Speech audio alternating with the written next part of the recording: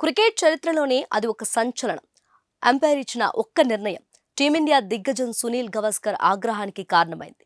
1981 ఆస్ట్రేలియాతో మెల్బోర్న్లో జరుగుతున్న test match. India గెలవాలంటే గవాస్కర్ క్రీజ్లో ఉండటం చాలా ముఖ్యం. టెన్నిస్ లిల్లీ వేసిన బాల్ గవాస్కర్ బ్యాట్కు తగిలింది.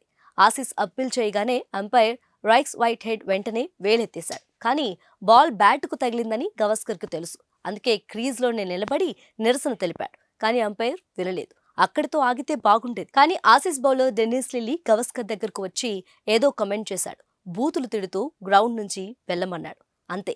నాకే అవుట్ ఇస్తారా, పైగా స్లెడ్జింగా అని రగిలిపోయిన గవాస్కర్ తన పార్ట్నర్ చేతన్ చౌహాన్ దగ్గరకు వెళ్లి, నడువు, మనం మ్యాచ్ ఆడొద్దు, వెళ్లిపోదామంటూ చేతన్ చేయి పట్టుకొని బౌండరీ లైన్ దాకా లాక్కెళ్లిపోయాడు. టీమ్ మేనేజింగ్ వింగ్ కమాండర్ చివరి నిమిషంలో సర్ది చెప్పడంతో గవాస్కర్ శాంతించాడు.